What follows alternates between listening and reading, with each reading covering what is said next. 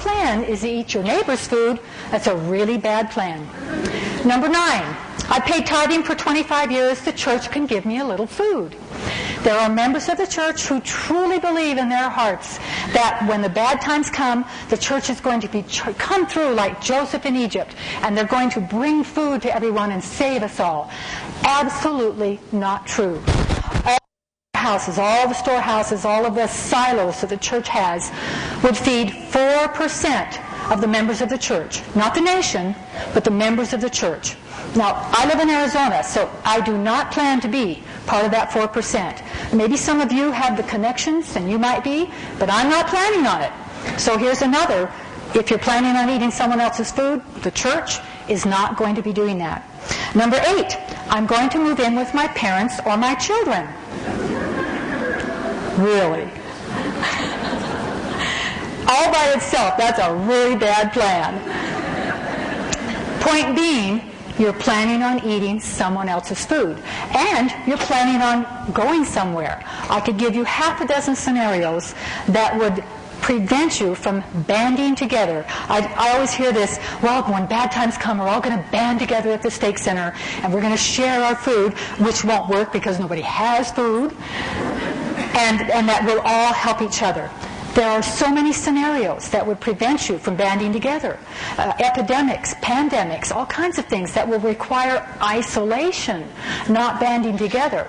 So what you have in your home is all there's going to be. You need to be prepared in your own homes. Number 7. Can you hear me back there? Is everything you can all hear? I can do that. Is that better?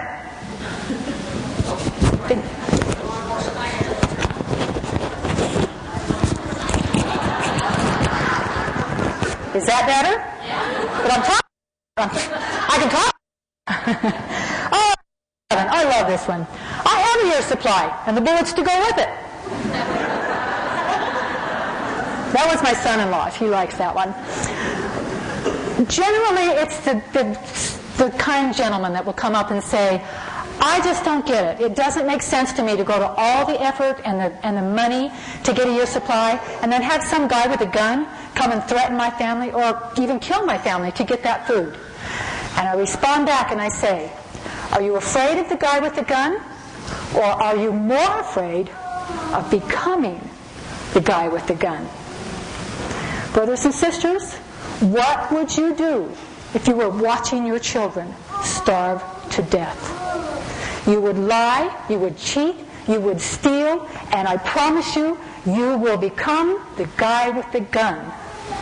Your spiritual salvation will depend on whether or not you have your food storage. This is not just a physical law, it's a spiritual law. I promise you, there's nothing you would not do to save your child's life. Don't let it happen.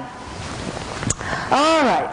Everything up till now has involved eating somebody else's food. That's just not nice, guys. You're planning on eating someone else's food. The government is not storing food, your neighbors are not storing food for your family, and the church is not storing food for your family. They're asking you to store food. It behooves all of us to follow the counsel.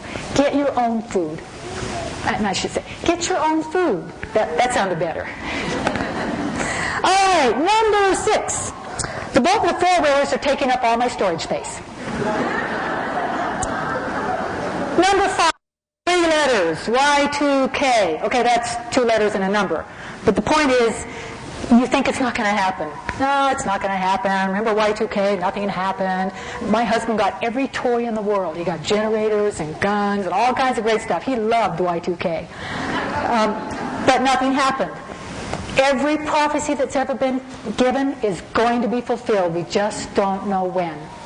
Don't plan on... It's better to be prepared and have it not happen than have it happen and not be prepared. Number 4. The government's going to rush in and save us all if anything happens. I was hoping you'd laugh. I don't have to say it, do I? Number 3. I can't afford scrapbooking and food storage. the guys get this, but the women get it.